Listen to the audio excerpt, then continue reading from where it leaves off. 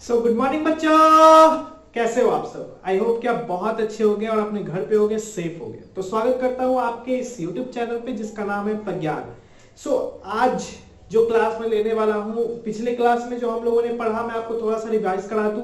पिछले क्लास में हम लोगों ने चिन्ह परिपाटी पढ़ लिया था। चिन्ह परिपाटी हम लोगों ने पढ़ा था उत्तल दर्पण में, सॉरी अवतल दर्पण में। आज हम लोग पढ़ेंगे चिन्ह परिपाटी उत्तल दर्पण में। तो उत्तल दर्पण में चिन्ह परिपाटी कैसा होता है हम लोग ये पढ़ेंगे। और आज दूसरा टॉपिक पढ़ेंगे हम लोग कि आर और एफ में क्या संबंध होता है, ये दोनों हम लोग देखेंगे। और हो सके तो टाइम बचेगा तो मैं आपको फॉर्मूला भी, दर्पण सूत्र भी बता दूंगा। और इसके बाद अगर फिर टाइम बचा तो मैं और आपको उसको प्रूफ करके भी दिखा दूंगा। तो आज मैं स्टार्ट करता हूं उत्तल दर्पण में चिन्ह परिपाटी। ठीक है, उत्तल दर्पण में चिन्ह परिपाटी।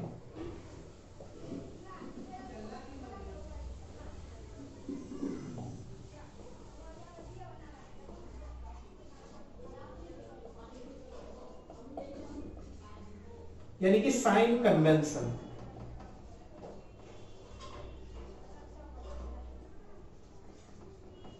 साइन कन्वेंशन, ठीक है। तो सबसे पहले एक उत्तल दर्पण बना लिया जाए, तभी जाके तो इसका चिन्ह परिपाटी पढ़ पाएंगे। तो एक उत्तल दर्पण मैं पहले क्रिएट कर देता हूं आपको यहां पर सामने। एक मिनट बच्चों।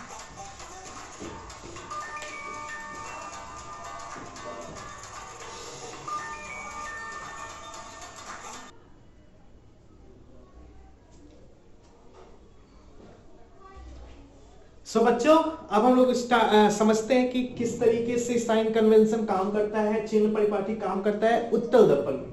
तो उत्तल दर्पण का क्रिएशन थोड़ा सा किया जाए।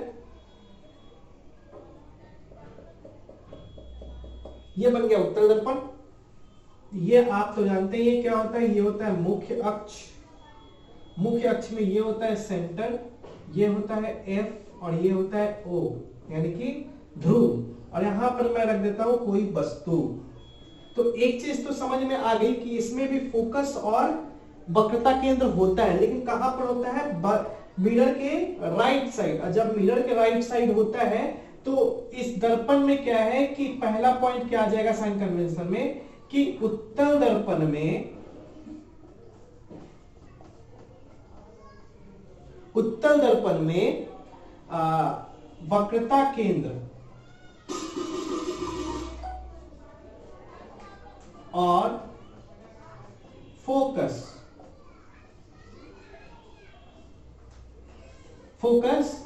पॉजिटिव होते हैं, धनात्मक होते हैं।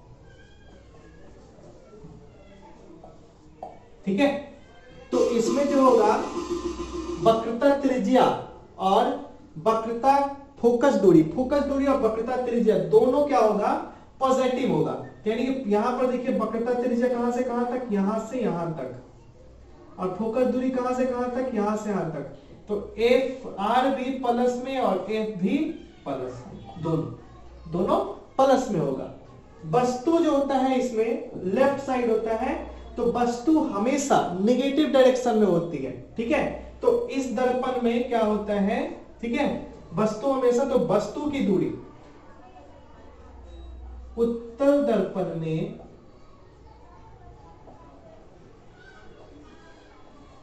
वस्तु दूरी हमेशा निगेटिव होती है।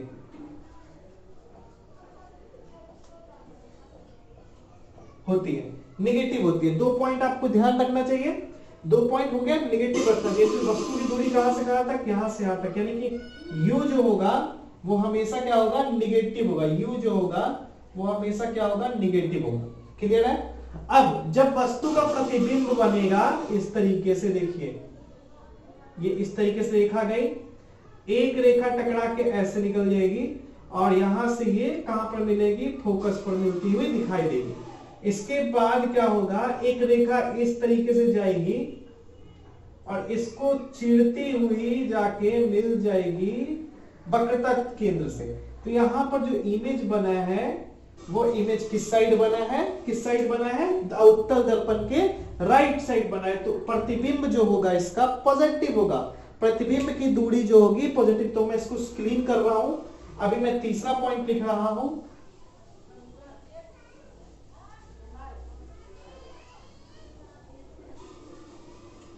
तीसरा पॉइंट जो हो जाएगा, उत्तल दर्पण में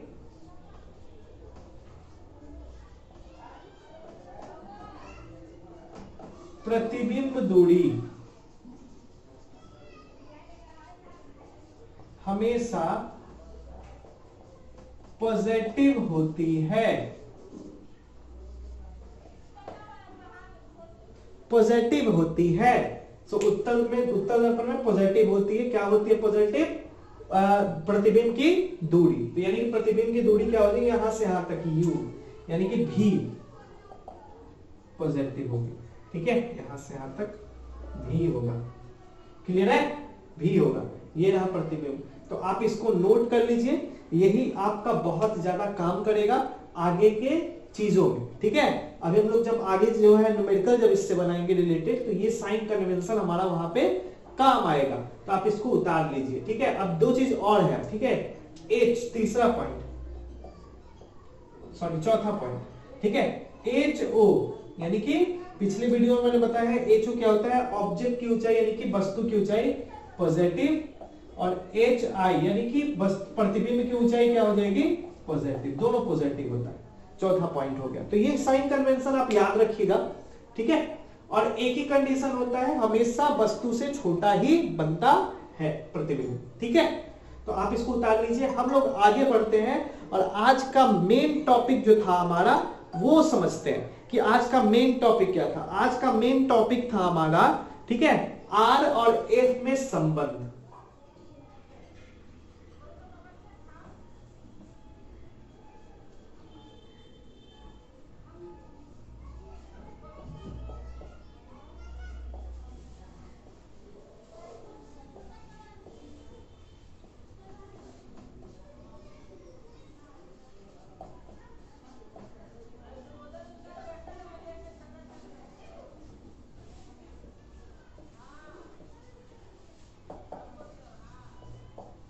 क्या संबंध होता है ये हम लोग आज देखेंगे। ठीक है, तो थोड़ा सा आपको पिक्चर बनाना पड़ेगा। यहां पे एक अवतल दर्पण बनाएंगे।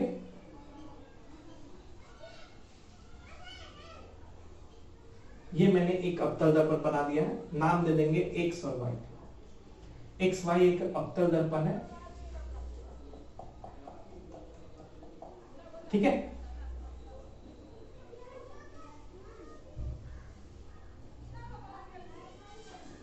ठीक है, CO मान लेते हैं, यहां से C है ये। CO क्या है, एक मुख्य अक्ष है, अवतल दर्पण पर मुख्य अक्ष है। ठीक है,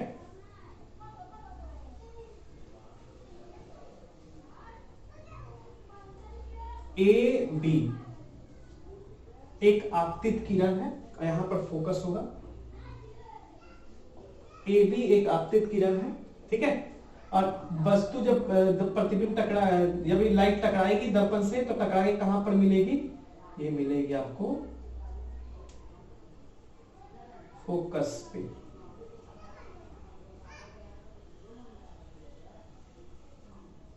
ये है आपका C और D। ये BD क्या है, ये BD है आपका परावर्तित किरण। ठीक है, परावर्तित किरण। ठीक है, परावर्तित किरण। अब आपतित किरण और परावर्तित किरण के बीच में एक अभिलंब होता है। तो C और B क्या है, अभिलंब है। तो आपको यहां पर लिखना होगा। ठीक है, माना कि एक्स वाई जो है एक दर्पण है, आपको लिखना है, मेरा स्पेस कम है, मैं आपको बोलता हूं वो लिखना।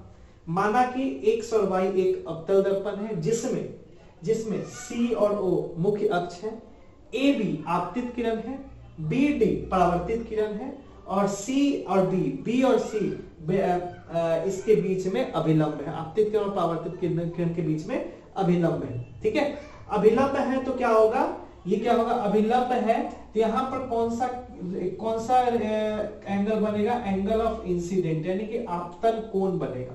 और यहां पर क्या बनेगा, परावर्तन कोण बनेगा। पता है? ठीक है, आपतन कोण और परावर्तन कोण बनेगा। क्लियर है? तो अब यहां पे जो है आपको थोड़ा सा और चीज समझना पड़ेगा। अगर ये लाइन AB और CB पैरेलल है CO, ठीक है, अगर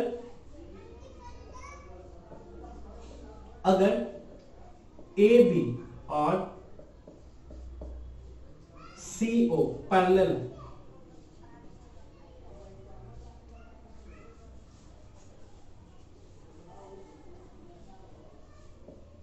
AB पैरेलल CO, ये इसके पैरेलल, ठीक है। और ये कोई त्रियक रेखा है जो इसको काट रही है, ठीक है, त्रियक रेखा है, ये कोई त्रियक रेखा है जो किसको, पैरेलल को काट रही है, CB, और लिख देंगे और BC एक त्रियक रेखा है, ठीक है, त्रियक रेखा है। तो ये क्या कर रहा है, अब देखिए त्रियक रेखा है, तो आपको पता होना चाहिए कि जब दो पैरेलल लाइन को एक तिरछी रेखा काटती है, ठीक है, तिरछी रेखा काटती है, तो एकांतर कोण बराबर होते हैं। एकांतर कोण कहने का मतलब ये वाला कोण और ये वाला कोण क्या होगा, बराबर होगा। ये वाला कोण और ये वाला कोण क्या होगा, बराबर होगा, यानी कि, ठीक है, यानी कि आपका क्या हो जाएगा, angle ABC is equal to हो जाएगा एंगल BC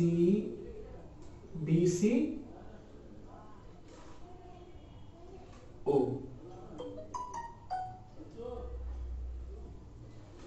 BCO, ठीक है, BCO, एंगल BCO, एकांतर कोण, ठीक है, एकांतर कोण।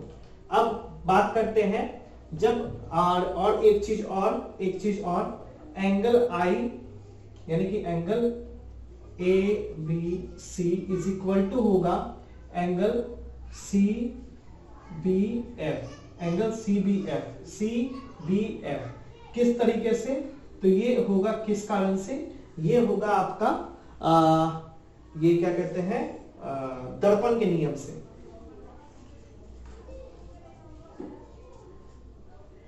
परावर्तन के नियम से,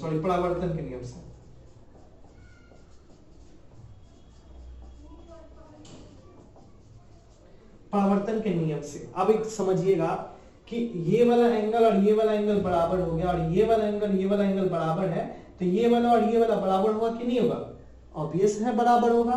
तो मैं इसको थोड़ा सा मिटा रहा हूं, आपको ये चीज समझ में आनी चाहिए, मैं इसको थोड़ा मिटा रहा हूं ताकि आप लोग इसको उतार लीजिए, नोट बना लीजिए पहले, उसके बाद मैं इसको मिटा रहा हूं।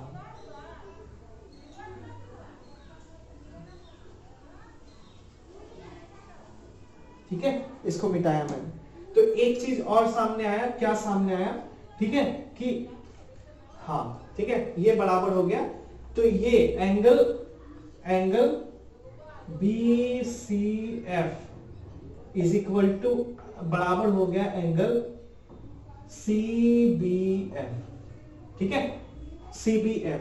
तो त्रिभुज देखिए यहां पे कौन सा त्रिभुज क्या हो जाएगा, CBF क्या हो गया, समद्विबाहु त्रिभुज हो गया।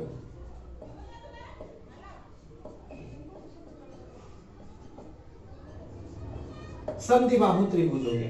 अब आप देखें थोड़ा सा, ये वाला कोण, ये वाला, किसी त्रिभुज का, ये वाले त्रिभुज में, ठीक है, किसी त्रिभुज में दो कोण बराबर होते हैं ना, तो उसके समद्विबाहु, वो एक समद्विबाहु त्रिभुज होता है। जब समद्विबाहु त्रिभुज होगा तो क्या हो जाएगा, तब इसलिए क्या हो जाएगा, CF इज इक्वल टू हो जाएगा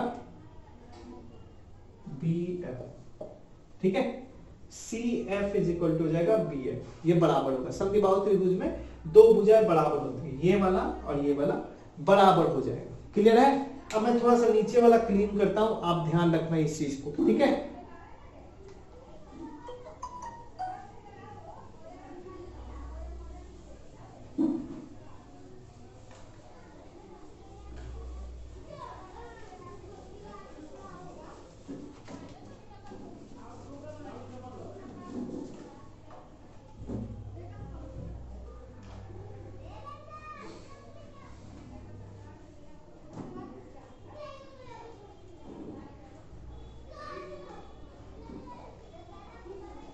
अब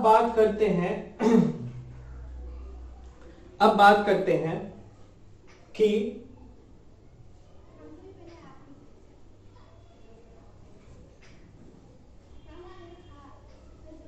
अब बात करते हैं कि अगर मैं इतना बड़ा पिक्चर ले रहा हूं तो यहां पे आपको बड़ा बड़ा सब चीज दिखाई दे रहा है, लेकिन अगर मैं एकदम इसका एकदम छोटा हिस्सा लूं, छोटा हिस्सा कहने का मतलब क्या होता है, ठीक है, ये अगर मैंने यहां से एक लंब डाल दिया, ठीक है, एक लंब डाल दिया, क्या लंब डाल दिया, यहां पे ई नाम दे दिया, ठीक है, ई नाम दे दिया यहां पे,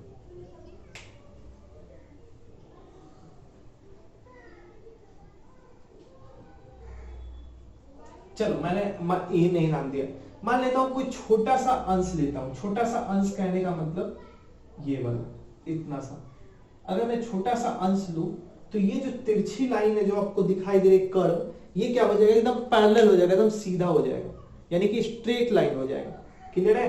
मैं अगर छोटा सा हिस्सा लूं, मान लूं सपोज मान लूं बी और ओ जो है एकदम नजदीक है, एकदम नजदीक मतलब निगलेजिबल, उनकी दूरी ना मानने के बराबर है, ना मानने के बराबर है, एकदम नजदीक है।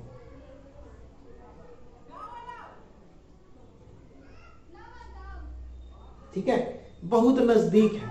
मान लेता हूं बी जो है पीक से ओ के काफी नजदीक, लिमिटेड पॉइंट पे एकदम नजदीक है। तो पिक्चर दिखा, मान लिया, माना कि